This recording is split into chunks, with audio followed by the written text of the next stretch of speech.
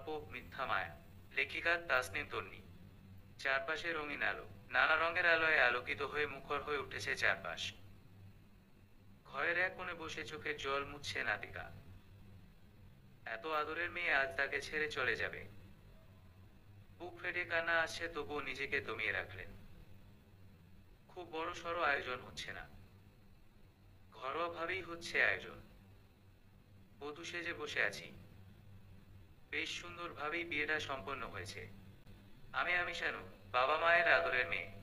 ছোট একজন ভাই আছে। বুক চিরে কান্না আসছে, খুব কষ্ট হচ্ছে। আমার আপন বলতে আমার পরিবারই সবকিছু।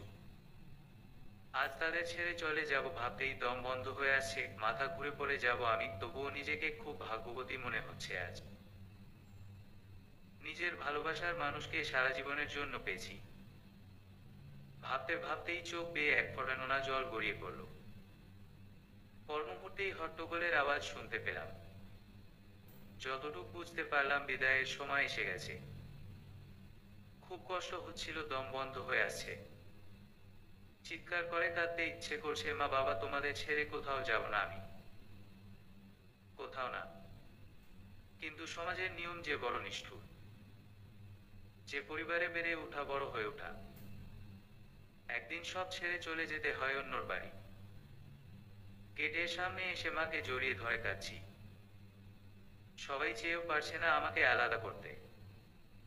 কান্নার রেশ বেড়েই চলেছে। ছোট ভাইকে জড়িয়ে ধরে হাউমাউ করে কেঁদে উঠলাম। কান্না ভেজা কণ্ঠে বললাম, একদম দুষ্টুমি করবি না, মাকে একটুও জ্বালাতন করবি না। ভাইটা মনে হয় বড্ড অভিমান করেছে আমার ওপর। কখনো দূরে যাব না তোকে ছেড়ে ভাই। কথাটা রাখতে পারলাম না আমি। চারদিকে চোখ বুলিয়েও বাবাকে খুঁজে পেলাম না। নিশ্চয় আড়ালে কোথাও গিয়ে অঝরে চোখে জল ফেলছে। তাজিনের হাতে আমার হাত রাখলেন মা। কান্না সামলে বললেন, বাবা তোমার হাতে আমার মেয়েকে তুলে দিলাম। আজ থেকে ওর সব দায়িত্ব তোমার উপর। মেয়েটা সারা জীবন কষ্ট করেই গেছে, তুমি ওকে সুখে রেখো।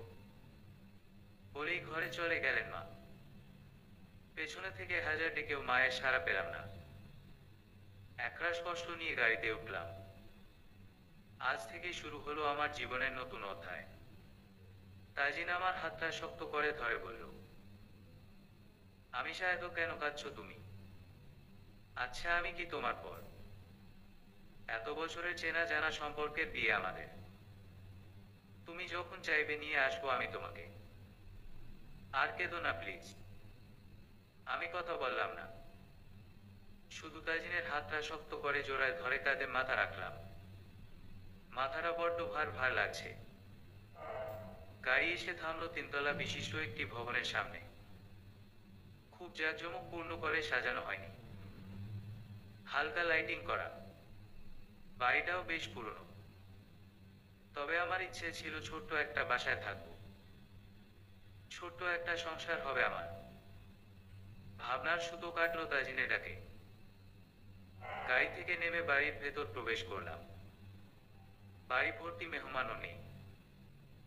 তাজিনের মা হুমায়রা এসে আমাদের দোয়া করলেন, তারপর ঘরের ভিতর নিয়ে গেলেন। সব নিয়মনীতি শেষ করে ফ্রেশ হয়ে বসে আছি বাসর ঘরে। একটু পরে তাজিন আসলো ঘরের ভেতর। আমি সালাম করতে গেলে আমাকে বুকের সাথে মিশিয়ে নিল তাজিন।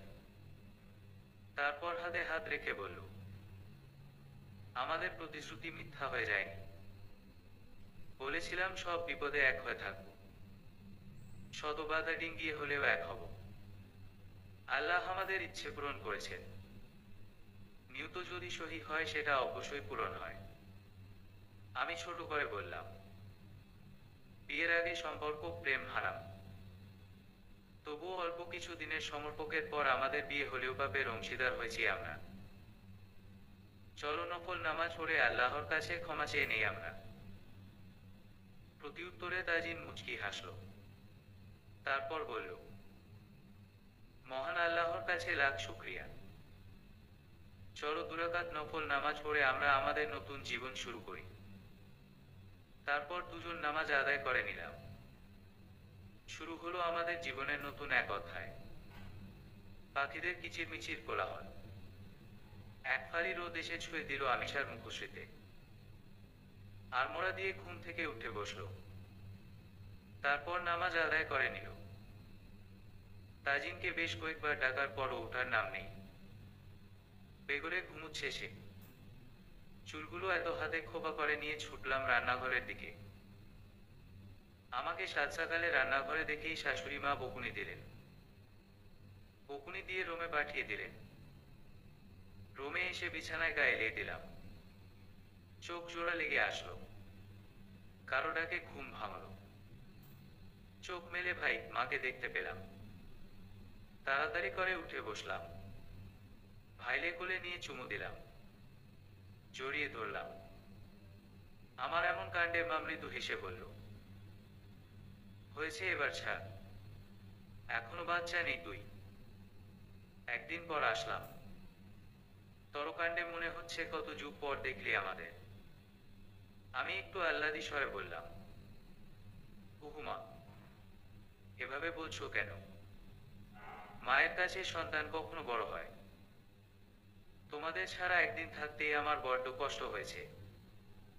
এখন তোর বিয়ে হয়েছে, তুই আর আমাদের নেই। এখন থেকে শ্বশুর বাড়ি তোর আপন। নিজের সংসারে মন দিয়ে চল। কথাগুলো চিরন্তন সত্য হলেও মেনে নিতে কষ্ট হয়। অভিমানী সুরে বললাম, মা বাবা কোথায়? কালকেও বিদায়ের সময় দেখিনি বাবাকে। এই ভালোবাসা। মা কিছুটা হালকা গলায় বললেন, তোর বাবা আসেনি। চোখের সামনে নিজের মেয়েকে বিদায় দিতে মানুষটা পারবে না। এত সহ্য ক্ষমতা তার নেই রে মা। তারপর দুদিনের জন্য বাবার বাড়ি গেলাম, আমি আর তাজিন। বেশ ভালোই দিন যাচ্ছিল আমাদের। ছোটখাটো একটা সংসার। শাশুড়ি মায়ের মেয়ে নেই, আমাকে নিজের মেয়ে মনে করেন। ততদিনে আমি আর তাজিন আমাদের স্বপ্নের কোচিং সেন্টারও বিশাল করে দিয়েছি। দুজনের স্বপ্ন ছিল নিজেরা মিলে ব্যবসা করব, সেখানে বাচ্চাদের সঠিক শিক্ষা দেব, আর্থিকভাবে যারা অসচ্ছল তাদের সাহায্য করব। খুব সুন্দরভাবে এগিয়ে যাচ্ছিলাম আমরা। আজ আমরা উদ্বোধন করতে যাব আমাদের স্বপ্নের কোচিং সেন্টার। বেশ তাড়া দিয়ে তাজিন ডাকছে আমাকে, আমিষা, এই আমিষা, হলো তোমার আর কতক্ষণ লাগবে? এই তো হয়ে গেছো, চলো। একসাথে বের হয়ে গেলাম, মা বাবার কাছ থেকে দোয়া নিয়ে। তাজিন, মনে আছে তোমার আমাদের স্বপ্ন ছিল ভার্সিটি ক্লাস শেষ করে, টিউশনি শেষ করে একসাথে কতটা পথ হাঁটতাম আমরা। সেই সাথে আমাদের স্বপ্নগুলো সাজাতাম। আজ দেখো আমাদের স্বপ্ন পূরণ হলো। দেখতে দেখতে কেটে গেছে 2 বছর। আমাদের স্বপ্নের সংসার, কোচিং সেন্টার সবকিছু বেশ সুন্দরভাবে চলছে আমাদের। কিন্তু হঠাৎ তাজিনের কিছু পরিবর্তন আমাকে খুব ভাবায়। আজ রাতে সবাই বসেছি খাবার টেবিলে। রাত 9টা বেজে 40 মিনিট। আমি, বাবা, মা, নিতু, তাজিন সবাই আমরা একসাথে রাতের খাবার খাচ্ছি। খাওয়ার মাঝে মা উৎসুক দৃষ্টিতে আমাকে জিজ্ঞেস করলেন, আমিষা মা, কাল কি তুমি তাজিন সাথে কোচিং এ যাবে? আমি থমকে তাকালাম তাজিনের দিকে, চোখ দিয়ে ইশারা করলাম। মাকে কি উত্তর দিব?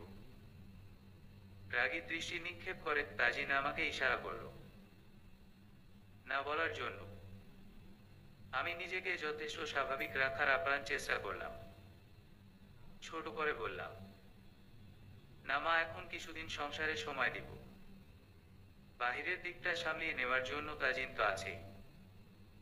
কিন্তু মা, এটা তোর স্বপ্নও ছিল, নিজের হাতে শুরু থেকে গড়ে তুললি। আর আজ যখন তোর কষ্ট সার্থক, তুই পিছপা হয়ে পড়লি। সংসারের জন্য আমি নিতু আছি তো মা। হঠাৎ করে নিতু নিরস কণ্ঠে বলে উঠল, আমি কেন এখনই তোমাদের সংসারের দায়িত্ব নিব মা? ও, আমি এখন বোঝা হয়ে গেছি তোমাদের। বলেই নেকা কাঁদতে কাঁদতে খাবার রেখে চলে গেল নিতু।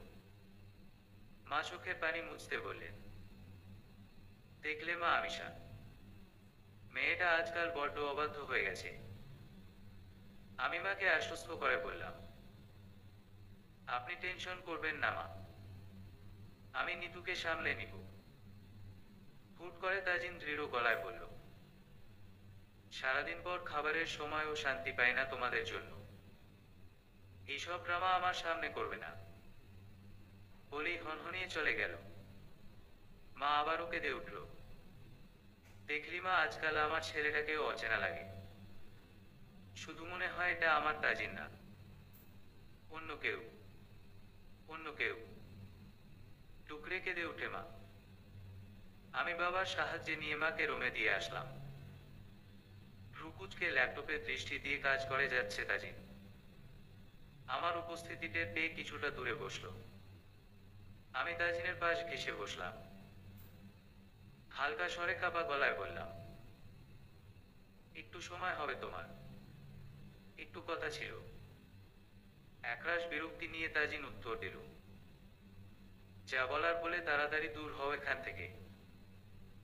আমার সাথে তাজিন যেন দিন দিন আরো বেশি উগ্র ব্যবহার করে। বড্ড কষ্ট হয়, কান্না পায়।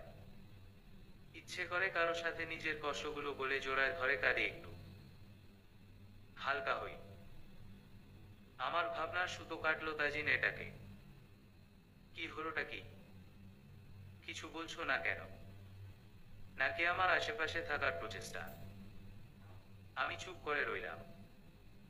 ঠোঁট কামড়ে কান্না আটকানোর চেষ্টা করে বললাম, তোমার হঠাৎ এভাবে বদলে যাওয়া আমাকে খুব কষ্ট দেয় তাজিন। বলো না কি করেছি আমি? আমি আমাকে শুধরে নেই। এইসব নেকামি করার জন্য এসেছো? এই তোমার কথা? কেন এগুলো কি ফেলনা কথা লাগে তোমার? তাজিন রাগে কিরমির করছে, চোখ লাল টকটক হয়ে গেছে। আমাকে কপাট রাগ দেখিয়ে বলল, যাবি তুই এখান থেকে? তোর এসব রঙের কথা আমাকে বলতে আসবি না, তাহলে খুব খারাপ হবে। বলেই রুম থেকে বের হয়ে গেল। হয়তো আজ রাতে আর বাসায় আসবে না। ইদানিং হুট করে বের হয়ে যায়, মাঝে মাঝে রাতে ফিরে না। বিয়ের আগে সবাই অনেক ভালোবাসার দাবিদার দেখায়, বিয়ের পর রাখতে পারে না, কষ্ট দেয়। এই বুঝি ভালোবাসার প্রতিদান আমার সাথে? একটু কথা না বললে যে থাকতে পারে না সে। আজ আমার থেকে দূরে দূরে সময় পার করে। কেন এত কষ্ট দিচ্ছে, অবহেলা করছে তাজিন? কান্না করতে করতে চোখগুলো ফুলে গেছে আমার। খুব কষ্ট হচ্ছে। মায়ের কাছে চলে যেতে ইচ্ছে করছে। কেন এভাবে বদলে গেলে তাজিন? আমি পারছি না সহ্য করতে। ফ্লোরে বসে মুখ চেপে কাঁদছি আমি। কাঁদতে কাঁদতে আগের স্মৃতির গুলো চোখের পাতায় ভেসে উঠল। বৃষ্টি স্নাত বিকেলে টিউশনি শেষ করে বাড়ি ফিরছিলাম। কাক ভেজা হয়ে গেছি। হঠাৎ বৃষ্টি শুরু। বৃষ্টির দিনে রিক্সা পাওয়া খুব মুশকিল হয়ে পড়ে। আধ ঘন্টা ধরে যখন রিক্সার দেখা মিলল না, বাধ্য হয়েই হাঁটা ধরলাম। এদিকে সূর্য ডুবে অন্ধকার ঘনিয়ে আসছে। জবুথবু হয়ে হাঁটছি। ল্যাম্পপোস্টের হলুদ আলোর আবছা ছায় কারো অস্পষ্ট অবয়ব দেখতে পেলাম। মনের ভেতর এক অজানা ভয় হানা দিল। টিপটিপ পায়ে হেঁটে সামনে এগিয়ে যেতেই একজন ভদ্রলোকের সাথে দেখা হলো। তিনি নিজ থেকে এগিয়ে এসে আমাকে বলল, এই রে, আপনি তো পুরো কাক ভেজা হয়ে আছেন। আমি কি আপনাকে সাহায্য করতে পারি? আমি কিছুটা অবাক হয়েছি। চেনা নেই জানা নেই হঠাৎ করে কেউ একজন এসে সাহায্য করতে চাইছে। ব্যাপারটা ভালো লাগছে না, তাই খানিক চুপ মেরে রইলাম। ভদ্রলোক স্লান হেসে বললেন, ভয় পাচ্ছেন? মোটেও ভয় পাবেন না। আপনি একা একটা মেয়ে মানুষ, বৃষ্টির দিন রাস্তায় এভাবে হেঁটে যাওয়াটা আপনার জন্য সেফ নয়। আমি চুপ করে মাথা নাড়ালাম। চুপচাপ হেঁটে গেলাম দুজন। ততক্ষণে বৃষ্টি খানিক কমেছে। ভদ্রলোক আবারও বললেন, আমরা পরিচিত হতে পারি? উত্তর দিব ভেবে পাচ্ছিলাম না। মাথা নেড়ে হ্যাঁ সূচক উত্তর দিলাম। হুট করে অপরিচিত কারো সাথে কথা বলতে নিজের ভেতর অস্বস্তি, জোরদার ভয় কাজ করছিল। ভাবনার মাঝেই উনি প্রশ্ন করলেন, আপনার নামটা কি জানতে আপনি? আমি শানু। আপনি? তাজিন আহমেদ। কথা বাড়ানোর আগেই আমি বললাম, চলে এসেছি। উনি থমকে তাকালেন। এত তাড়াতাড়ি সময় কখন চলে গেল? ওনার চোখে মুখে হতাশ ভাব ফুটে উঠল। আমি অনেক করে বলার পরও তিনি ভেতরে আসলেন না। আমাকে বিদায় জানিয়ে চলে গেলেন। আমিও ভেতর ঢুকে গেলাম। আমাকে এমন কাক ভেজা দেখে মায়ের হাজারটা বকুনি খেতে হলো। ছোট ভাই দৌড়ে এসে আমার কাছে আসলো। আধো আধো গলায় বলল, আপুই আমাল আপুই আছে। আমি ভেজা দেখে ওকে কোলে তুলে নিলাম না। মাথায় হাত নেড়ে বললাম, আমার ভাইটা।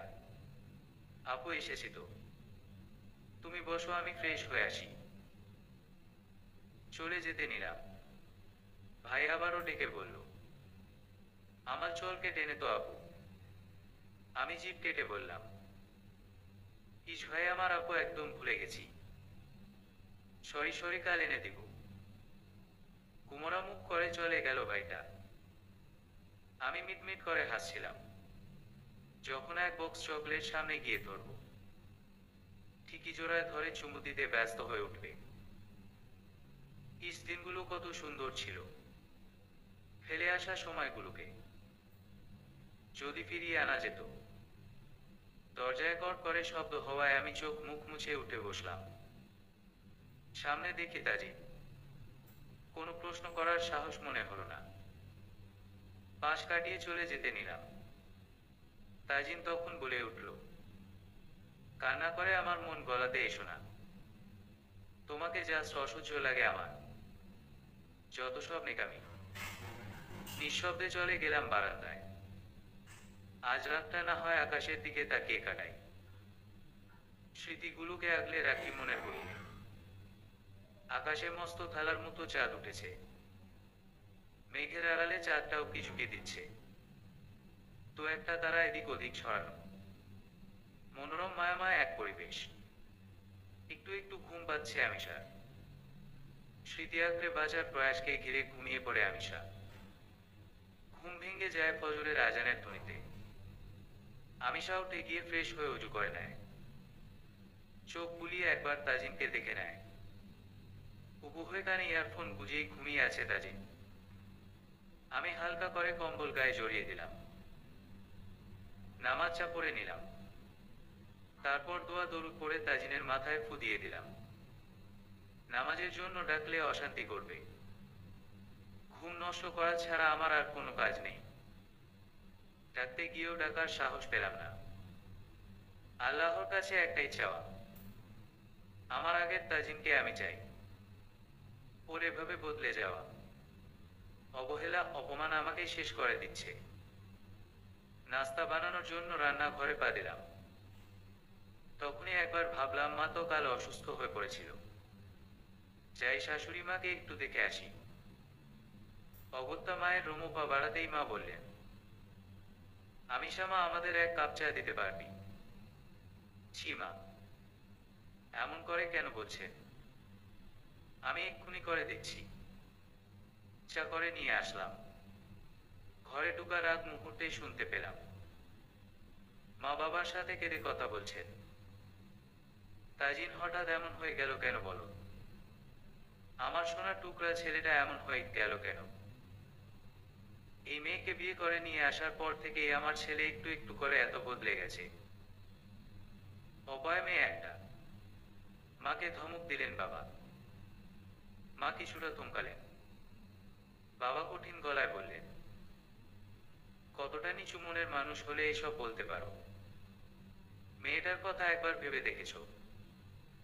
সকাল থেকে রাত অবধি শুধু সংসারের জন্য করে যাচ্ছে।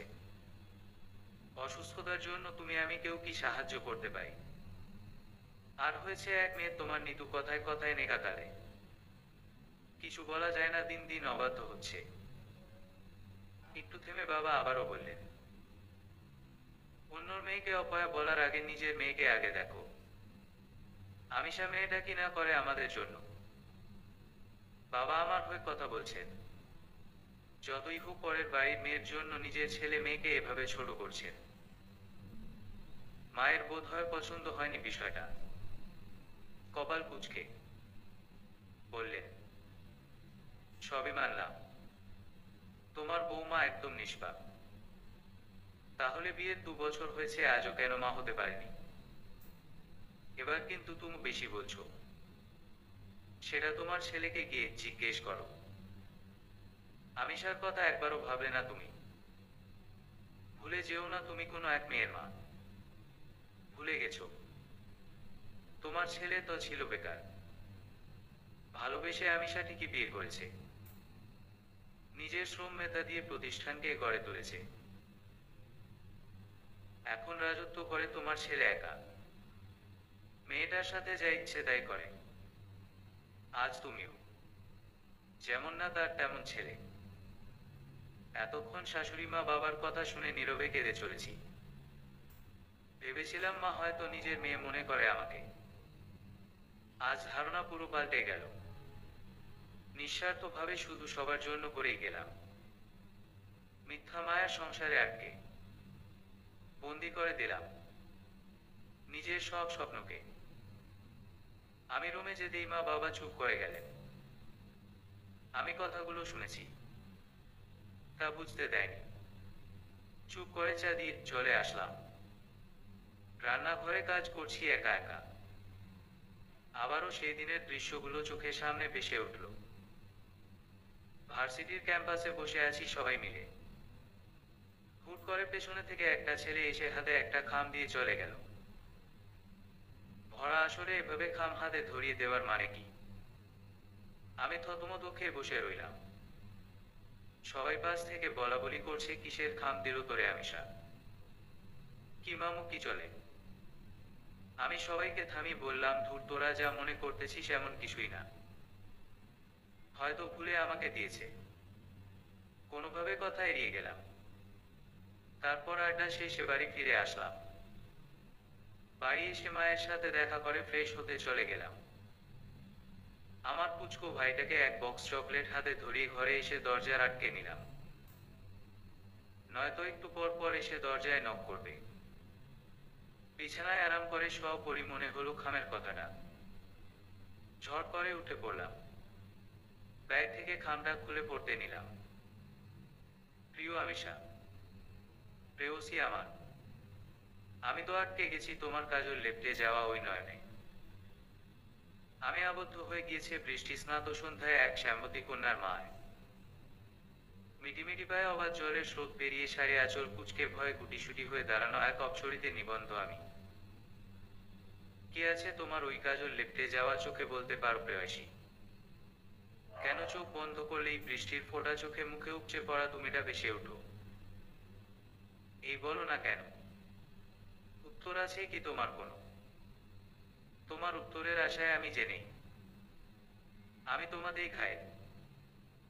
ইতি তোমার অজানা খুব কাছের কেউ। এক নিঃশ্বাসে পুরো চিঠিটা পড়ে দম নিলাম আমি। এত সুন্দর মায়াভরা চিঠি কি করে পারে কেউ লিখতে? কেমন এক অজানা অনুভূতি মনে হানা দিচ্ছে। বুকের মধ্যে কেমন এক অনুভব হচ্ছে। কিন্তু পরক্ষণেই ভাবছি, কে সে? কে সেই আমার অজানা কাছের কেউ? উত্তর খুঁজতে ব্যস্ত হয়ে পড়লাম আমি। আমাকে জানতেই হবে অজানা কাছের কেউ কে সে। আমিষা, আমিষা। হঠাৎ কারো ডাকার শব্দে আমার হুঁশ আসলো। পেছনে ফিরে দেখি শাশুড়ি মা চিৎকার করে বলে উঠলেন, এই মেয়ে তোমার মন কই থাকে? হ্যাঁ, চুলায় রান্না বসিয়ে কোন দুনিয়ার চিন্তা করো? তরকারি যে পুড়ে যাচ্ছে সেদিকে খেয়াল আছে তোমার? মা, আমিও। কি হলো, এইভাবে তোতলাচ্ছ কেন? আমি আর কথা বাড়ালাম না, চুপ করে রইলাম। তাড়াতাড়ি করে চুলোটা নিভিয়ে দিলাম। হালকা পোড়া লেগে গিয়েছে, ভাগ্যিস বেশি হয়নি। তাহলে আজ হয়তো তাজিনের কথাও শুনতে হতো। খাবার নিয়ে ড্রয়িং রুমে যেতে নিতেই মা বলা শুরু করলেন, এমনি এমনি আমার ছেলে এই মেয়ের সাথে খারাপ ব্যবহার করে না, কাজের কাজ কিছু করে না, শুধু রানী হয়ে থাকতে চায়। প্রতিনিয়ত একটু আধটু ভুল হলেই শাশুড়ি মায়ের কথা শুনতে হয়। তাজিনের অবহেলা অপমান শেষ করে দিচ্ছে। এই সংসারের জন্য এত ত্যাগ করলাম, তাদের মন জুগিয়ে চলার জন্য প্রতিনিয়ত চেষ্টা করে গেলাম, তবুও ব্যর্থ আমি। আজকাল মাও এমন করেন। বুক চিরে বের হয়ে আসলো দীর্ঘশ্বাস। তাজিনের বের হওয়ার সময় হয়েছে, তাই দ্রুতভাবে সব খাবার টেবিলে পরিবেশন করলাম। তখনই রুম থেকে চেঁচামেচি শুনতে পেলাম। দৌড়ে রুমে গিয়ে দেখি পুরো রুম এলোমেলো হয়ে আছে। তাজিন রক্তবর্ণ ভাবে তাকিয়ে আছে আমার দিকে। হঠাৎ কি হয়েছে আমি বুঝতে পারছি না, তাই কাপা গলায় প্রশ্ন করলাম, কি হয়েছে? তাজিন হুঙ্কার দিয়ে বলে উঠল, এই মেয়ে সারাদিন বাসায় করোটা কি হ্যাঁ তুমি? কেন, আমি কি করেছি? চুপ, আবার মুখে মুখে তর্ক করো। আমার কিছু আমি ঠিকমতো খুঁজে পাই না।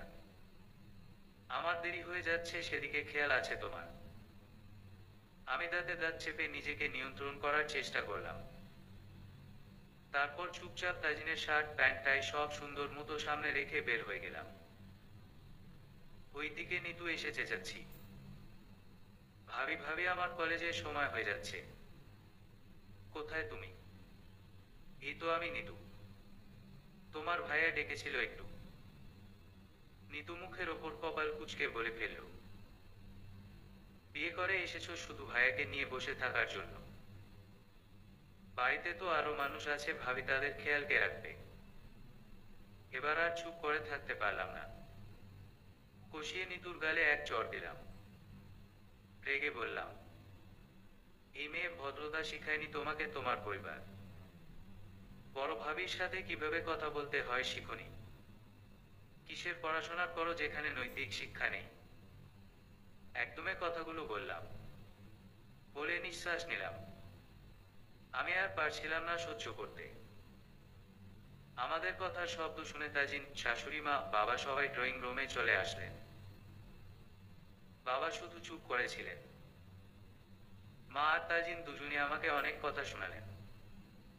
নিতু ছোট মানুষ, না বুঝে কথা বলে ফেলেছে। আমি বড় হয়ে কিভাবে হাত তুললাম। আমাকেই সবাই দোষারোপ করছে দেখে নিতু হাস্যের জল হয়ে উঠল। পর মুহূর্তেই কান্না ভেজা কণ্ঠে বলল, ভাইয়া ভাবি সব সময় আমার সাথে এমন করে। তুমি কিছু বলো না ভাবিকে, তাই এমন করে। তাজিন নিতুকে আদুরে গলায় বলল, আমি বকে দিব বোন তর ভাবিকে, তোকে আর কিছু বলবে না। মা আমাকে বললেন, এই উপায়ে মেয়ে তোমার সাহস হয় কি করে আমার মেয়ের গায়ে হাত তোলার? এরপর কোনোদিন এমন করলে বাড়ি থেকে বের করে দিব। কথা বলে সবাই যার যার গন্তব্য চলে গেল। আমি থ হয়ে গেলাম। আমার বোধহয় মরে যাওয়া উচিত। হ্যাঁ, আমার মরে যাওয়া উচিত। এই নিষ্ঠুর পৃথিবীতে আমার কেউ নেই। নিজেকে শেষ করে দিব। পর মুহূর্তেই ভাবলাম আমি নয় হয় মরে গিয়ে বেঁচে যাব, কিন্তু আমার মা বাবা, আমার ভাই, ওদের কি হবে? নিজেকে মানসিক প্রশান্তিতে রাখার জন্য কিছুদিন আমি মায়ের কাছে থাকব, কিন্তু এই বাড়িতে যাকেই বলি না কেন কেউ রাজি হবে না। উল্টো নানা কথা বলবে। কি করব ভেবে পাচ্ছি না। মাথায় হঠাৎ করেই বুদ্ধি আসলো, চিঠিতে আজ মনের অব্যক্ত কথাগুলো লিখে যাব। দুপুর ঘনিয়ে বিকেল হতে চলেছে। আমি লিখতে বসলাম চিঠিতে, তাজিন, তোমাকে নিয়ে কি লিখবো বলতো? কিছু যে আমার বোধগম্য নেই। মনে পড়ে তোমার সেই প্রথম দিনে আমাদের দেখা হওয়ার কথা। একটুও কি মনে পড়ে না তোমার কত ভালোবাসা আর মনের মাধুরী মিশিয়ে চিঠিতে আমাকে ভালোবাসার কথা জানিয়েছিলে? আমিও এই চিঠিটাতে খুঁজতে খুঁজতে তোমাকে পেয়ে গিয়েছিলাম। তুমি অবলীলায় ক্যাম্পাসের বাচ্চুকে বলছিলে আমার নাম নিয়ে আমাকে চিঠি দিয়ে আসতে। সেদিন আমি সিউর হয়ে যাই চিঠিদাতা আর কেউ নয় বরং তুমি। তোমার চিঠি পড়েই একরাশ মুগ্ধতা এসে ভর করেছিল আমার মনে। কতবার করে খুঁজেছি তোমায়, যেদিন তুমি সে অজানা কেউ জানতে পারি। সেদিন থেকে আড়ালে থেকে তোমাকে পর্যবেক্ষণ করতে লাগলাম, তোমার ব্যক্তিত্বকে শুধু যাচাই করার জন্য। তাজিন, যখন চিঠিটা তুমি পড়বে জানি না কতটুকু অনুভব করতে পারবে তুমি। আদৌ চিঠিটা তুমি পড়বে কিনা আমার জানা নেই, তবুও লিখছি। মনের অব্যক্ত কথাগুলো চিঠিতে লিখে যাচ্ছি। কোনোদিন মনে চাইলে পড়ে দেখো। চোখের পানি মুছে নিলাম, আবারও লেখা শুরু করলাম। তাজিন, আমি তোমার ব্যক্তিত্বকে যাচাই করতে গিয়ে কখন যে তোমার প্রেমে আটকে গিয়েছি আমি নিজেও জানি না। ক্যাম্পাসে যখন সবাই আড্ডা মেতে থাকি তখন তুমি এক কোণ চুপটি করে বইয়ে মগ্ন। সবার থেকে আলাদা ব্যক্তিত্ব তোমার। সামনাসামনি আমাকে ভালোবাসার কথা বলতে না পারলেও আড়াল থেকে ঠিকই আমার খোঁজ রাখতে। আমি অবাক হয়ে থাকতাম, এভাবেও কাউকে ভালোবাসা যায়। ক্যাম্পাসের বড় ভাই বলে যাকে সবাই চিনে, নিলয় ভাই, আমাকে বাজে ভাবে দৃষ্টি নিক্ষেপ করতে, উত্তত করার চেষ্টা করত। যাকে সবাই ভয় চোখ তুলে কথা বলে না। আর তুমি কিনা কি সুন্দর করে ভাইকে তার ভুল বুঝিয়ে দিলে। সেদিন আরো একবার তোমার প্রেমে পড়েছিলাম। একসাথে কথা বলতে বলতে কতটা কাছেই হয়ে গেলাম আমরা। কতভাবে কথার আকারে ইঙ্গিতে তুমি জানার চেষ্টা করতে কাউকে ভালোবাসি কিনা। আমিও যখন একটু বলার চেষ্টা করতাম কেউ একজন আছে। কি অদ্ভুত এক ভয়, অস্বস্তি তোমার চোখে জুড়ে ভর করত। আমি চুপি চুপি হাসতাম। দিনগুলোর কথা কি সব ভুলে গেলে তাজি? কেন হঠাৎ বদলে গেলে বলো না, বলো না। আমি আর পারছি না। প্রতিটা নিঃশ্বাস নিতেও বড্ড কষ্ট হয় আমার। প্রিয়জনের দেওয়া কষ্ট অবহেলা। যে পেয়েছে সে বুঝে। বুকের মাঝে কেমন তীব্র দহন হয়। অনেক তো চেষ্টা করলাম তোমার সংসারে মানিয়ে থাকতে। আমি তো আর পারছি না। বাও হচ্ছি চলে যেতে। তবুও তোমরা ভালো থেকো। অজরে কেঁদে চলেছি, আর লেখার চেষ্টা করে চলছি, কিন্তু পারছি না।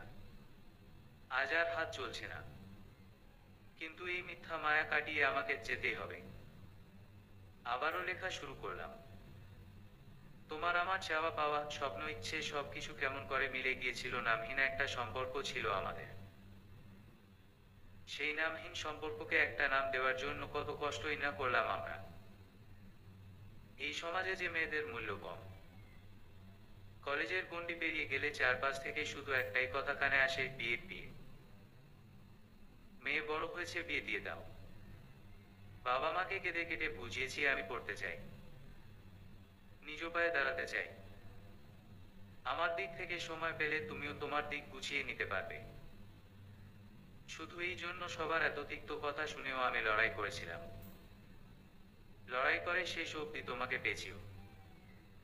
এখন কি হলো?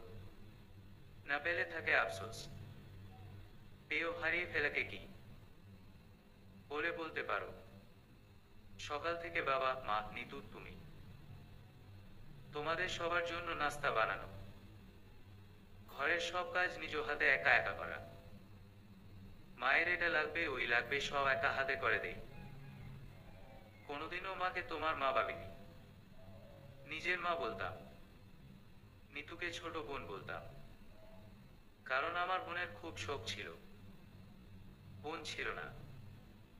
তোমাদের তুচ্ছতাচ্ছিল্যতার জন্য নিতু আমাকে তুচ্ছ ভাবত। সংসার সম্পূর্ণ নিজ হাতে সামলে চলতাম। আমার জমানো টাকাও তোমাকে দিয়েছি। তোমার প্রতিষ্ঠান থাকবে নিজের একটা। তোমার এই স্বপ্ন পূরণের জন্য সব করেছি। আজ যখন সফলতা পেলে আমাকে ছুঁড়ে ফেলে দিলে, করে রাখলে ঘরের দাসী। তবুও থাকতাম যদি একটু তোমার ভালোবাসা পেতাম। শুনেছি স্বামীর ভালোবাসা পেলে নাকি সব কষ্ট মুছে যায়। আমাকে আমার স্বামী বেশি কষ্ট দিল, তাহলে আমার কষ্টকে কি বলবে বলতে পারো? মা, নিতু সবাই আমাকে ধীরে ধীরে পর করে দিল। মা আমাকে অপয়া বলে। তুমি তোমার ক্যারিয়ার করবে বলেই আমি 2-3 বছর ধরে স্যাক্রিফাইস করে গেলাম। এত স্যাক্রিফাইসের পরও আজ আমি অপয়া। সত্যি আমার প্রাপ্তির খাতা শূন্য। বাবা তো আমার হয়ে কথা বললেই বাবার সাথে মায়ের ঝগড়া হয়। অশান্তি চাই আমি। আমি চলে যাচ্ছি তাজিন, ভালো থেকো তোমরা। ইতি। এক দীর্ঘশ্বাসী নারী। চিঠিটা ভাঁজ করে টেবিলে রাখলাম। চোখের পানি মুছে নিজেকে সামলে নিলাম। দুপুর গড়িয়ে বিকেল হতে চলেছে। খেয়ে দিয়ে বাবা মা রুমে রেস্ট নিচ্ছেন। একটু পর নিতুরও আসার সময় হয়ে যাবে, তাই এখনই চলে যেতে হবে আমাকে। ব্যাগ গুছিয়ে নিয়ে নতুন গন্তব্যের উদ্দেশ্য বের হলাম। কলিং বেল একাধারে বেজেই চলেছে। আমিষা আমিষা, এই মেয়ে করেটা কি? বলতে বলতে রুম থেকে বের হয়ে আসলেন শাশুড়ি মা। দরজা খুলে দেখলেন নিতু এসেছে। নিতু সোফার উপর ব্যাগ রেখে বলছে, ভাবি এক গ্লাস শরবত দাও, অনেক টায়ার্ড লাগছে। আমিষার কোনো সারা শব্দ নেই। মা, ভাবি কোথায়? জানি না বাপু, এই মেয়ে করেটা কি? সারা শব্দ না পেয়ে আমি উঠে এসেছি। যা তো রুমে গিয়ে দেখ, নিশ্চয়ই ঘুমে বিভোর মহারানী। নিতু পিটপিট করে রুমে এসে দেখল আমিষা নেই। জোরে জোরে মাকে ডাকলো, মা, ভাবি তো নেই। মা চমকিয়ে বলল, নেই মানে কোথায় যাবে? ভালোভাবে খুঁজে দেখ। সারা ঘর খুঁজেও কোথাও আমিষাকে পেল না। ভালোবাসার টানে নয়, বরং তারা ভয় টেনশন করছিল আমিষার জন্য। যদি তাদের নামে নির্যাতন কেস করতে যায় আমিষা। এমন নানা টেনশনে হাঁপিয়ে উঠে নিতু আর মা। বাবা ওদের চিৎকার চেঁচামেচি শুনে দৌড়ে আসেন। যখন শুনতে পান আমিষা নেই ঘরে, উনি বেশ খুশি হয়েছেন। খুশিতে গদগদ হয়ে বললেন, এবার অন্তত মেয়েটা শান্তিতে বাঁচবে। বলে রুমে চলে গেলেন। নিতু জ্বরসর হয়ে মায়ের পাশে বসে আছে। ভয়ার্ত কণ্ঠে বলল, মা এখন কি করবে? হুট করে ভাবি এভাবে না বলে কই চলে গেল? ভাইয়াকে একটা কল দাও না। মা মৃদু কণ্ঠে বলল, তাজিনকে কল করে বাসায় আসতে বল। নিতুর ফোন পেয়ে এমন সময় তাজিন একটু অবাক হয়। কল রিসিভ করতেই নিতুর কান্না শুনে টেনশনে পড়ে যায়। উৎকণ্ঠা নিয়ে বলে, কি হয়েছে বোন? কাঁদছিস কেন? কি হয়েছে বল আমাকে। নিতু কান্না থামিয়ে বলল, ভাইয়া ভাবি বাসায় নেই। বাসায় নেই মানে কোথায়? জানি না, কোথাও খুঁজে পাচ্ছি না। আমিষা চলে গেছে শুনে মুহূর্তে কিছু সময়ের জন্য হৃৎপিণ্ডটা কেমন করে উঠল তাজিনের। পর মুহূর্তেই নর্মাল ভাবে বলল, আরে কাঁদিস না বোন। মেয়েদের দৌড় কত দূর আমার জানা আছে। কোথায় যাবে? গেলে বাবার বাড়ি গিয়েছে, ঠিকই চলে আসবে কয়দিন পর। কিন্তু ভাইয়া? কি কিন্তু? ঘরের সব কাজ করে করবে ভাবিকে ছাড়া। তাজিন চাপা হেসে বলল, ও তাই তো বলি, আমার বোন ভাবির জন্য কেন কাঁদছে? তুই আছিস না? তুই আর মা মিলে সামলে নে। আমিষা চলে আসবে বলে কল কেটে দিল। আজ সারাটাক্ষণ শুধু আমিষার কথা কানে ভাসছে। মুখটা বারে বারে চোখের সামনে ফুটে উঠছে। চাইলেও কোনো কাজে কোনো এক অজানা কারণে পারছে না তাজিন মন দিতে। কাজ শেষে বন্ধুদের সাথে আড্ডা দিয়ে বাড়ি ফিরেছে তাজিন। বাড়ি এসে আজ বড্ড ক্লান্ত লাগছে তাজিনের। রুমটা আজ কেমন জানি ফাঁকা ফাঁকা লাগছে। ফ্রেশ হয়ে এসে গায়ে এলিয়ে দিয়েছে তাজিন। আজকাল মায়ের শরীরটাও ভালো যাচ্ছে না। নিতুও নিজের রুমের মধ্যে বদ্ধ করে রাখে নিজেকে। বাড়িটা কেমন যেন নিস্তেজ হয়ে গেছে। আমিষাকে ছাড়া বড্ড শূন্য শূন্য লাগছে। বাহির থেকে খেয়ে এসেছে তাজিন। গায়ে দিতে চোখ লেগে আসে তাজিনের। তখনই ফোন বেজে ওঠে। স্ক্রিনে তাকিয়ে দেখে নাতাশার কল। নাতাশা নামটা দেখেও আজ রাগে শরীর রিরি করছে। ফোনটা দেখে রাগে কটকট করে ফোনটা কেটে দিল তাজিন। কল কাটার পর মেসেজের টুনটুন শব্দে ফোন হাতে নিল তাজিন। নাতাশা মেসেজ দিয়েছে, কল ধরবে নাকি সেদিনের। তাজিন বুঝতে পেরে নিজেই কল ব্যাক করলো। এক দুবার রিং হওয়ার পরে নাতাশা কল রিসিভ করলো, যেন ফোন কলের অপেক্ষায় ছিল সে। তাজিন কাট কাট গলায় বলল, কি সমস্যা তোমার, আর কি চাও তুমি? যা চেয়েছো পেয়েছো। নাতাশা বিচ্ছিরি ভাবে হেসে উঠল। ও ডিয়ার কুল, এখনো পাইনি। ও করবে কবে আমাকে বলো। রাগে কষ্টে শরীর রিরি করছে তাজিনের। সামনে পেলে আজ হয়তো নাতাশাকে মেরাই ফেলত। তবে সে চায় না নাতাশা তা প্ল্যানে সাকসেস হোক। সে শান্ত গলায় নাতাশাকে আশ্বস্ত করে বলল, মাত্র তো আমিষা চলে গেল, আমাদের ডিভোর্স পর্যন্ত একটু অপেক্ষা করো।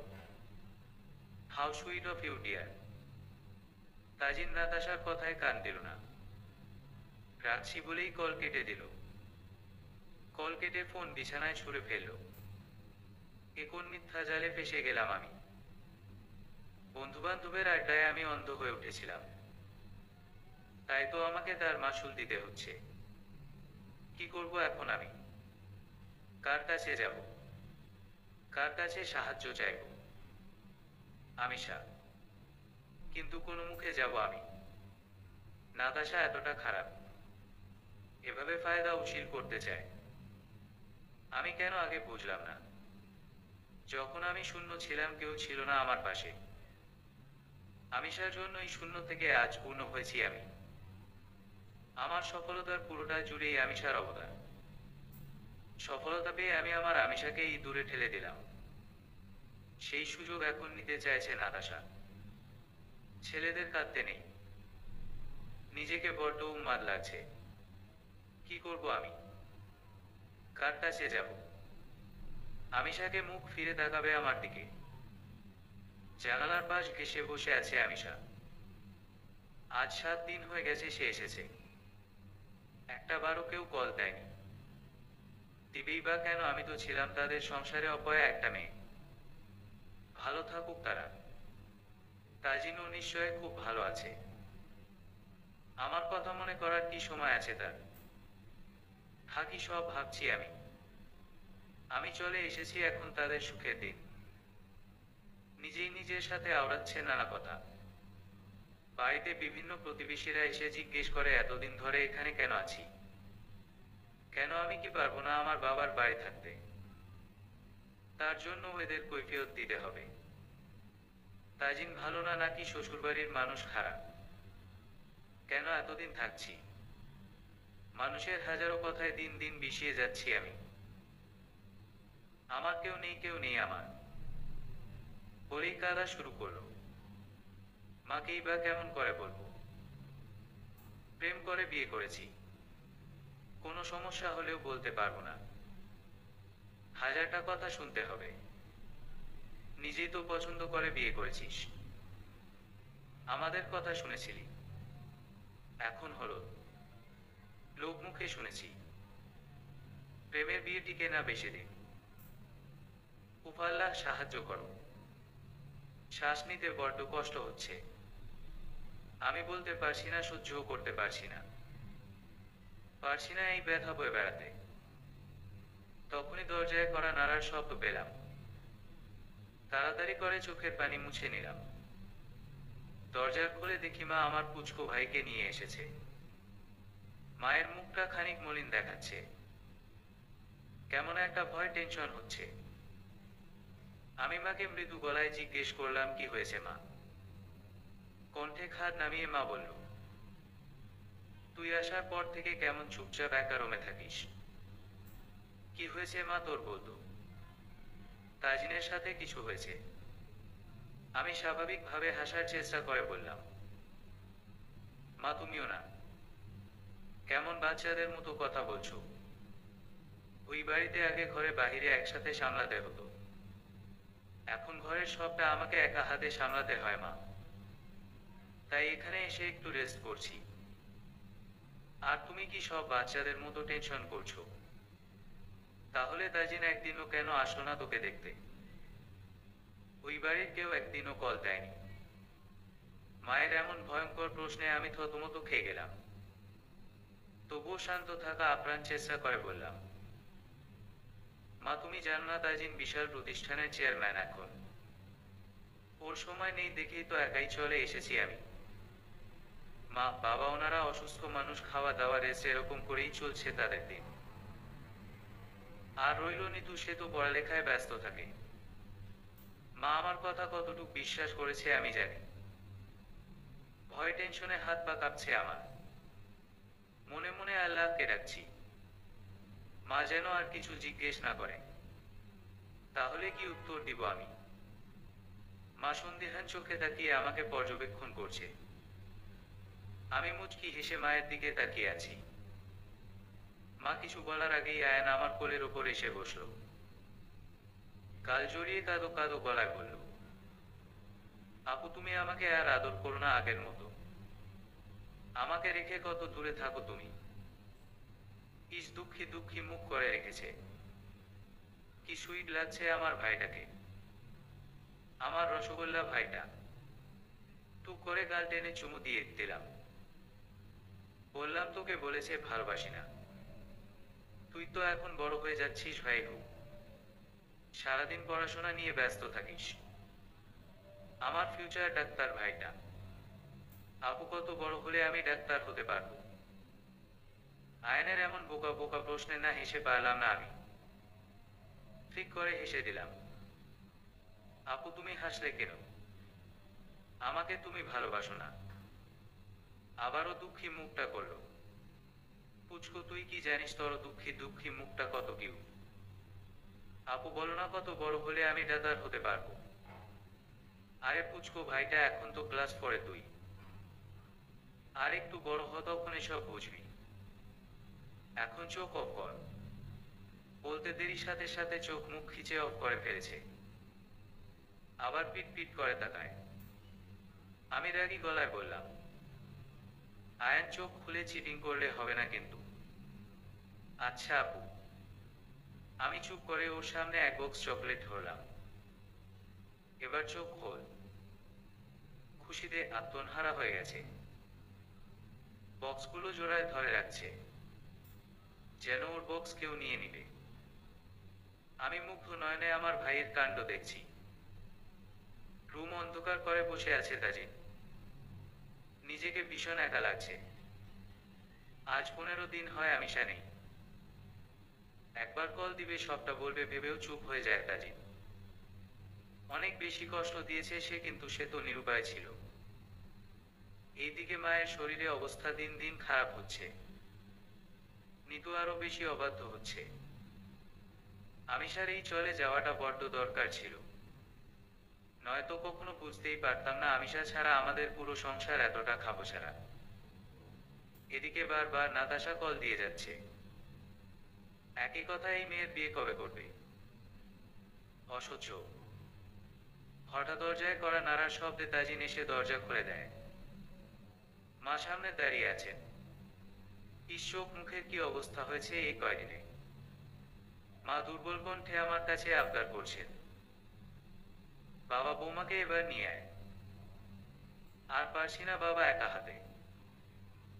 নিতু মেয়েটার কি যে হয়েছে, শুধু একা একা রুমের মধ্যে নিজেকে আটকে রাখে। বৌমা যাওয়ার পর তুইও কেমন চুপচাপ হয়ে গেছিস বাবা। তোর বাবাও সারাক্ষণ আমাকে দোষারোপ করে। কাঁদতে কাঁদতে কথাগুলো মা বলছেন। তাজিন কি বলে মাকে বুঝাবে, আশ্বস্ত করবে তা জানা নেই তার। হুট করেই মাকে বলে দিল, মা তুমি এভাবে চিন্তা করে নিজেকে অসুস্থ করো না। আমি যেভাবেই পারি আমিষাকে নিয়ে আসবো মা। তুমি যাও রেস্ট করো। মা চোখের পানি মুছতে মুছতে বললেন, সব আমাদের দোষ বাবা। মেয়েটা আমাদের জন্য কত ত্যাগ করেছে। তোর সফলতার পেছনে পুরোটাই আমিষার অবদান বাবা। তুইও যা তা করতি মেয়েটার সাথে। তবুও মেয়েটা একটু অভিযোগ করেনি, নীরবে সহ্য করে গেছে। নিজের অনুতাপে অনুশোচনা আমাকে জ্বালিয়ে মারছে প্রতিনিয়ত। মায়ের বলা কথাগুলো অনুতাপ আরো দ্বিগুণ হয়ে কষ্ট দিচ্ছে তাজিনকে। নিজের মুখে মিথ্যা হাসি ফুটিয়ে মাকে আদরে সুরে বলল, ইস, নিজের ছেলের থেকে বৌমাকে কত ভালোবাসে ও।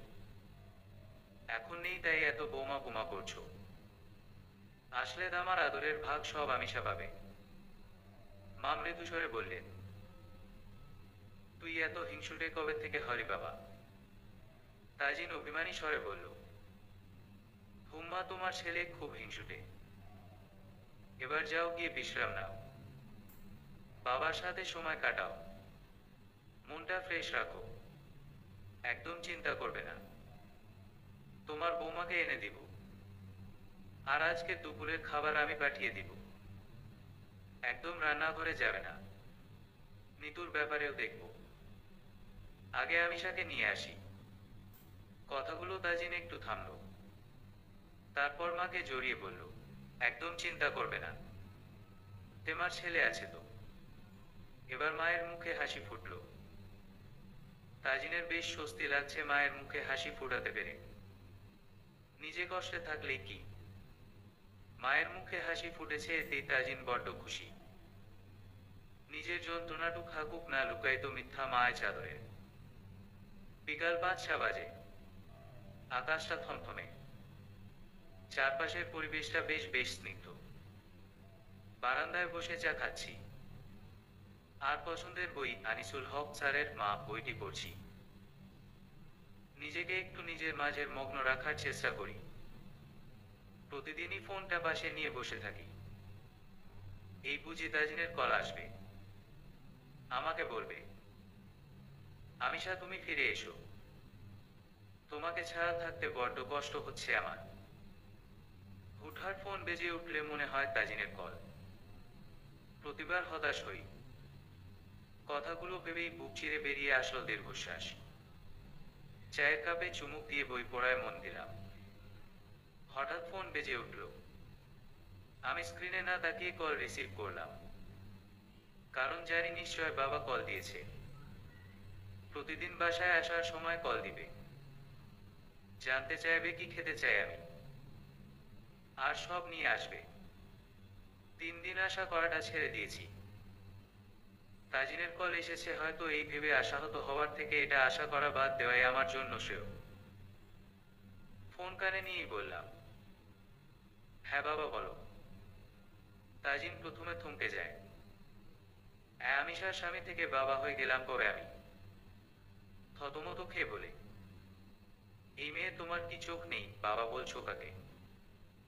ফোনটা হাতে নিয়ে আমিষা থ করে বসে আছে। কি বলবে তার বোধগম্য নেই।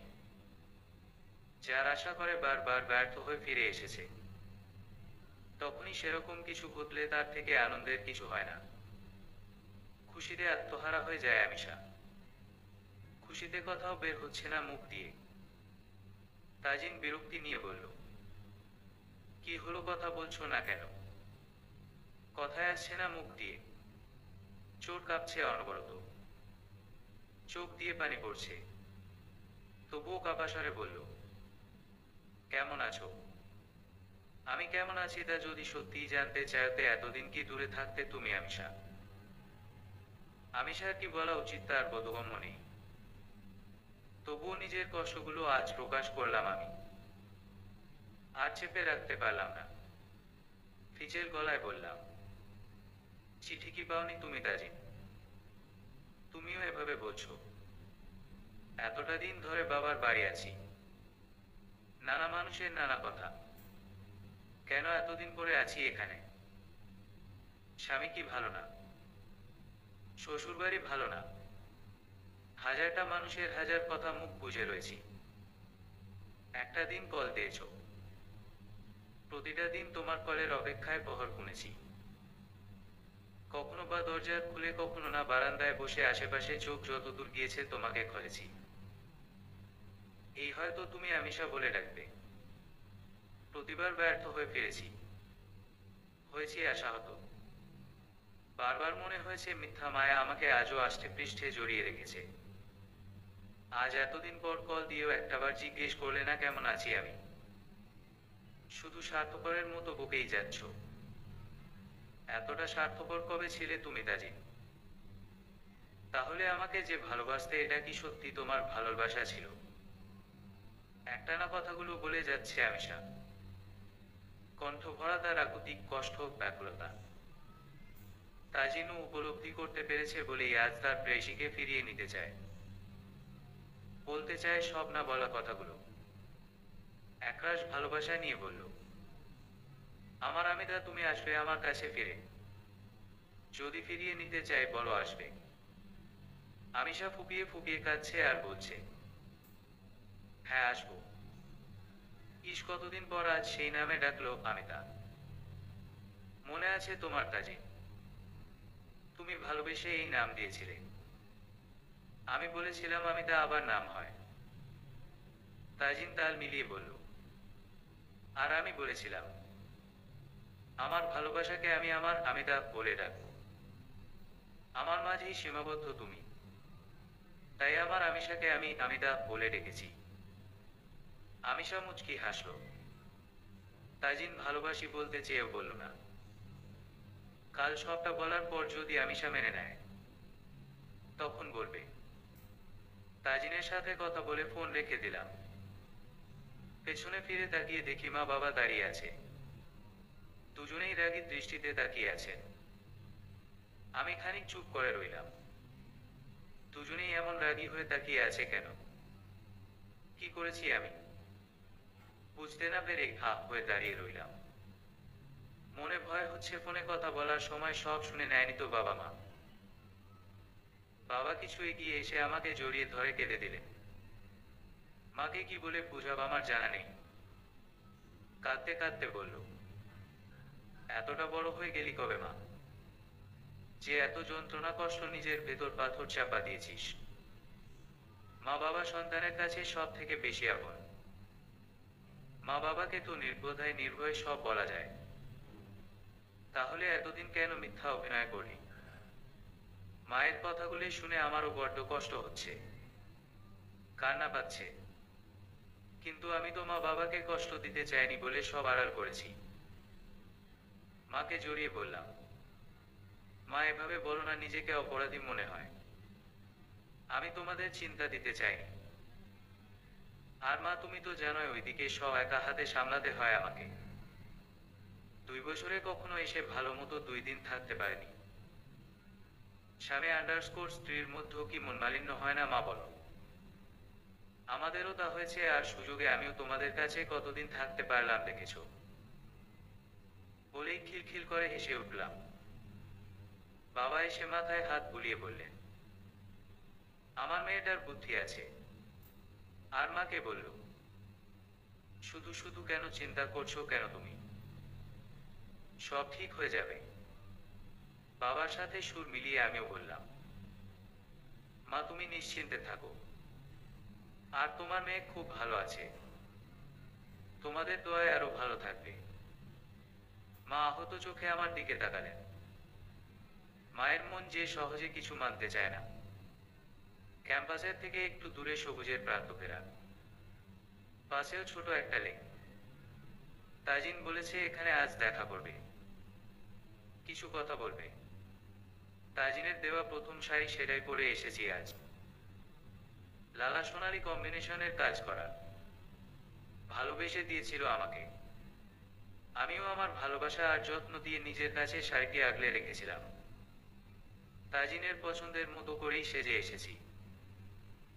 ভাবতে ভাবতে অনেকটা সময় কেটে গেছে, কিন্তু তাজিন কেন এখনো এসে পৌঁছালো না। মনের ভেতর খুব হচ্ছে, প্রচুর চিন্তা হচ্ছে। একের পর এক কল দিয়েই যাচ্ছি। অস্থিরতা কাজ করছে। কপালে বিন্দু বিন্দু ঘামগুলোকে উপেক্ষা করে ছুটে চললাম। হঠাৎ কারোর সাথে ধাক্কা লেগে পড়ে যেতে নিলেই হেঁচকা টানে কেউ ধরে ফেলল। চোখ পিটপিট করে সামনে তাকালাম। সামনে তাজিনকে দেখতে পেলাম। নিজেকে আর ধরে রাখতে পারলাম না। জড়িয়ে ধরে কান্না করে দিলাম। কান্না ভেজা কণ্ঠেই বলতে লাগলাম, কি হয়েছে তোমার তাজিন? ঠিক আছো তুমি? এত দেরি কেন করলে? তুমি জানো কতটা কষ্ট হয়েছে আমার, কত দুশ্চিন্তা হয়েছে।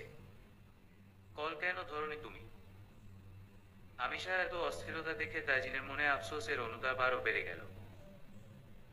তাজিনও আমিষাকে শক্ত করে জড়িয়ে ধরল, একদম বুকের সাথে আঁকড়ে ধরল। দুফোঁটা জল বেরিয়ে পড়ল তাজিনের। সে ভাবল, ইস কি অবলীলায় মেয়েরা সব মেনে নিতে জানে, কতটা ভালোবাসতে জানে। কত অপমান, কষ্ট, অবহেলা করেছি, তবুও আজ আমার একটু দেরিতে আমিষা অস্থির হয়ে গেছে। কত শত চিন্তা আমাকে ঘিরে তার। আদৌ কি আমার কোনো ক্ষমা আছে? আমিষা নিজেকে ছাড়িয়ে বলল, এমন করে বলো না তাজিন, ভালোবাসি তোমাকে, আর যাই হোক তুমি আমার স্বামী। তাজিন নির্বাক ভঙ্গিতে বলল, একবারও জিজ্ঞেস করবে না কেন এমন করেছি আমি? আমি জিজ্ঞেস না করলেও তুমি বলবে। আমি সেটা জানি। আমি জানতাম একদিন তুমি তোমার ভুল বুঝবে। একটা কি জানো তাজিন? কি কথা? আমরা ততক্ষণ তার মূল্য বুঝি না, যতক্ষণ সে আমাদের কাছে থাকে, আমাদের জন্য দিনরাত সব করে। যেই দূরে যায় তখন আমরা প্রিয়জনের মূল্য বুঝতে পারি। এজন্যই আমি দূরে চলে এসেছিলাম। তারপর দুজন নদীর পাড়ে বসলাম। তাজিন মুখ কাচুমাচু করে রেখেছে। আমি আস্থাভাজন দৃষ্টি নিক্ষেপ করলাম। হাতের উপর হাত রেখে বললাম, কি বলবে তাজিন, নির্ভদ্রায় বলো। আমার ওপর ভরসা করতে রাখো। অনেক জোরটা কাটিয়ে তাজিন সাহস করে বলা শুরু করলো, আমিষা তোমার মনে আছে একদিন আমরা ফ্রেন্ডরা মিলে টাওয়ারে গিয়েছিলাম? সেখানে গিয়ে দেখি নাতাশাও এসেছে। এটা নিয়ে অনেক ঝামেলা হয়েছে, তবুও ওই মেয়ে নাছোড়বান্দা। সে আমাদের ট্রিপেই আমাদের সাথে থাকবে। বলে থামল তাজিন। আমিষা কপালে চিন্তার ভাঁজ ফেলে বলল, কিন্তু ওই মেয়ে তোমাদের কাছে চায় কি? ওই মেয়ে আমার বউ হতে চায়। এরপর আর কিছু বলতে পারল না তাজিন। আমিষা চেঁচিয়ে ওঠে, রাগান্বিত স্বরে বলল, কি ওই মেয়ের এত বড় সাহস? নাতাশা কি জানে না তুমি বিবাহিত? তোমার বউ আছে। উফ, আমিষা থামবে। তুমি না বলেছ ভরসা রাখতে আমাকে? এটাকে ভরসা বলে? আমিষা ছোট করে বলল, আচ্ছা বলো তুমি। দুজনের মাঝে পিনপন নীরবতা। তাজিন আমিষার হাতটি শক্ত করে ধরে বসেছে। হালকা শীতল বাতাসে আমিষা বারবার কেঁপে উঠছে। নীরবতা কাটিয়ে তাজিন বলল, আমাকে ভুল বুঝো না আমিষা। আমি অর্থের লোভে অন্ধ হয়ে গিয়েছিলাম। হিতাহিত জ্ঞানটাই হারিয়ে ফেলেছিলাম। দিনরাত অর্থের পিছু ছুটেছি। তোমাকে অবহেলা করেছি। ভেবেছি এসব ভালোবাসা আদর যত্নে কি হবে, টাকাই সব সুখ। কথাগুলো বলে খানিক থামল তাজিন। আমিষা চুপ করেই ছিল। কি বলবে তার জানা নেই। সে শুধু ভাবছে অর্থের লোভে মানুষ কেমন করে এত নীচ হতে পারে। রাগে দুঃখে কান্না পাচ্ছে তার, ভীষণ রকমের কান্না। তবুও সে কথা দিয়েছে। তাজিন যেন নির্দ্বিধায় সব বলে থাকে। সেজন্য নিজেকে সামলে নিল। ফিচেল গলায় বলল, কিন্তু হঠাৎ করে কেন এমন মনে হলো তোমার তাজিন? আগে তেমন ছিলে না তুমি। অল্পতেই খুশি হতে। তাজিন সম্বিত ফিরে তাকালো। তারপর অনুতাপের স্বরে বলল, মিথ্যামোহ মায় আটকে গিয়েছিলাম আমি। হঠাৎ করে এত নাম হলো আমাদের কোচিং সেন্টারে। ধীরে ধীরে সবকিছু পাল্টে গেল। আমিও অর্থের মোহে ডুবলাম। বড় বড় হাইশো আন্ডারস্কোর সাইটের মানুষের সাথে ওঠা বসা। বাহিরের চাকচিক্যর মোহে পড়ে গিয়েছিলাম। তুমি সবসময় সাদা সিধে হয়ে থাকতে। তোমাকে নিয়ে কোথাও গেলেও লজ্জা লাগতো আমার। যেখানে সবাই আসতো চাকচিক্য ভাবে। আমিষা তাচ্ছিল্যর হাসি দিয়ে বলল, বাহিরের চাকচিক্যই দেখলে তাজিন, মন দেখলে না। চোখ তার নিচু, চোখে চোখ রেখে কথা বলতে পারছে না সে। খুব অস্থির লাগছে তাজিনের, কি বলা উচিত তার জানা নেই। নীরবতা কাটিয়ে আমিষা উৎসুক দৃষ্টি নিক্ষেপ করল, তাজিনের উদ্দেশ্যে প্রশ্ন ছুড়ল, নাতাশা মেয়েটা তোমাকে বিয়ে করতে কেন চাইতো? কেন বারবার আমাদের মাঝে সে বিচ্ছেদ করতে চেয়েছে? কেনই বা তুমি সেটা মেনে নিয়েছো? তাজিন উসখুস করছে খুব, গলা খ্যা করে পরিষ্কার করল, ক্যাম্পাসে থাকতেই নাতাশা নাকি আমাকে ভালোবাসতো, কিন্তু নাতাশা তার মনের কথা বলার আগেই আমি তোমাকে ভালোবেসে ফেলি। তাই সে বারবার আমাদের মাঝে বাধা সৃষ্টি করতে চেয়েছে। সে ফ্রেন্ড হিসেবে নাতাশার সাথে মাঝে মাঝে কথা হতো আমার, সেটাকেই সে কাজে লাগাতে চেয়েছে। বলেছে আমার সম্মতি আছে বলেই তার সাথে আমি যোগাযোগ করি। বিভিন্নভাবে আমার ওপর প্রেশার দিয়েছে। সব মিলিয়ে অতিষ্ঠ হয়ে পড়েছিলাম। তোমার থেকেও দূরে গেছি, কষ্ট দিয়েছি। থেমে আবার করুণ চাহনি দিয়ে বলল তাজি, ক্ষমা কি হয় না আমার আমিষা? আমিষা টিপ্পনি কেটে বলল, ওহু তোমার কোনো ক্ষমা হয় না। তাজিন আহত হলো, নিরাশ হয়ে বলল, একটিবার ক্ষমা করা যায় না, একটা সুযোগ দেওয়া যায় না? আমি তো আমার ভুল বুঝতে পেরেছি। আচমকা আমিষা তাজিনকে জড়িয়ে ধরে বলল, ভালোবাসি অনেক, আর কখনো কষ্ট দিও না প্লিজ। তোমার দেওয়া কষ্ট অবহেলা সহ্য করার ক্ষমতা আমার নেই। আমিও আগলে নিলাম আমিষাকে, বললাম চলো সব ভুলে নতুন করে সব শুরু করি। কিন্তু বিপত্তি ঘটলো আমি যখন বললাম, আমার সাথে আমাদের বাড়িতে চলো আমিষা।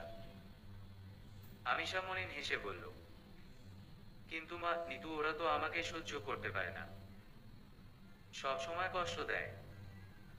আমি যাব না তাজি। উহু পাগলি, ভুল বোঝো না। মা নিতু সবাই তোমাকে খুব মিস করছে, সেজন্যই তো আমি আসলাম নিয়ে যেতে তোমাকে। অভিমানী কণ্ঠে আমিষা বলল, ও সেজন্যই বুঝি নিতে এসেছো? আমাকে ভালোবেসে আসনি নিতে? তাজিন চাপা হেসে বলল, হায় রে আমার অভিমানী, তোমাকে ভালোবাসি বলেই তো এসেছি ফিরিয়ে নিতে। তোমার শূন্যতা ভীষণভাবে পুড়িয়েছে আমাকে। দুজন দুজনের হাতটি ধরে নতুন করে পথ চলা শুরু করলাম। যেতে যেতে আমি তাজিনের উদ্দেশ্য প্রশ্ন ছুড়লাম, আচ্ছা আমি চলে আসার কেন আমার জন্য শূন্যতা অনুভব হয়েছে তোমার? তুমি তো আমার অভ্যাস হয়ে গিয়েছিলে। সকালে যাওয়ার আগে আর চোখে ঠিকই একবার দেখে নিতাম, রাতে এসেও তোমাকে তোমার আড়ালে মন ভরে দেখেছি। তোমার অভিমান, ভালোবাসা, যত্ন সবকিছু অনুভব করতে পেরেছি গভীরভাবে।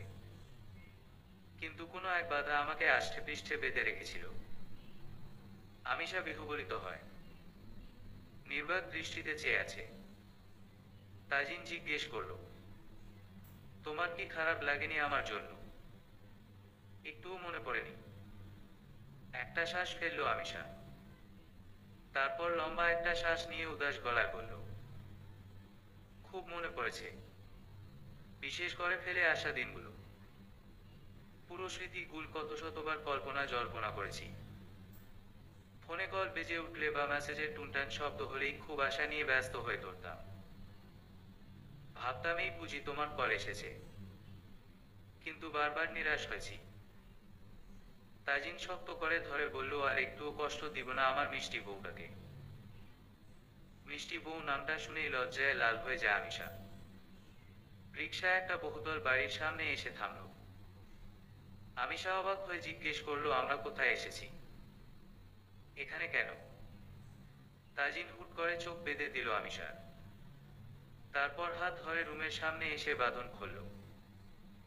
আমিষা পিটপিট করে তাকালো, চোখে জল ছলছল করছে। চোখের সামনে শাশুড়ি মা, বাবা, নিতু সবাই দাঁড়িয়ে আছে। মা আমাকে টেনে বুকে নিলেন, কাঁদো গলায় বললেন, আমি তোকে ভুল বুঝে অনেক কষ্ট দিয়েছি মা, আমার ওপর আর রাগ করে থাকিস না মা তুই। আমিও আদুরে ভঙ্গিতে মাকে জড়িয়ে ধরে বললাম, মেয়ে কি কখনো মায়ের ওপর রাগ করে থাকে না মা? তবে আপন মানুষের কষ্টগুলো কখনো সহ্য করা যায় না। তাই দূরে চলে গিয়েছিলাম। নিতুকে আমি নিজের ছোট বোনের থেকে কম ভালোবাসিনি। তবুও সে আমার সাথে যা তা করত, সেগুলো বড় হয়ে কেমন করে মেনে নিতাম বলেন মা? নিতু এসে তার ভুল স্বীকার করলো। আজ নিজেকে খুব সুখী মনে হচ্ছে। মনে হচ্ছে এরাই তো আমার পৃথিবী, আমার সব। এদের থেকে কখনো কেমন করে দূরে যাব। তবুও ভিজে গলায় সবাইকে উদ্দেশ্য করে একটা কথাই বললাম। একটা মেয়ে তার বাবা মায়ের কাছে রাজকন্যা, কলিজার টুকরো। সেই কলিজার টুকরোকে তারা অন্যের বাড়ি পাঠায়, বিশ্বস্ত একজন মানুষের হাতে তুলে দেয়। সেই মানুষটাকে আপনারা কেন আপন ভেবে বুকে টেনে নিতে পারেন না? কেন সব সময় কষ্ট অত্যাচার করেন? সবাই চুপ। আমিও নির্লিপ্ততা ভঙ্গিতে রুমে চলে গেলাম। এই পৃথিবী বড়ই কঠিন। এই সমাজের নিয়মগুলো সব থেকে বেশি কঠিন। চাইলেও নিয়মগুলো পাল্টানো যায় না, সহ্য করে মানিয়ে নিয়ে চলতে হয়। সমাপ্ত।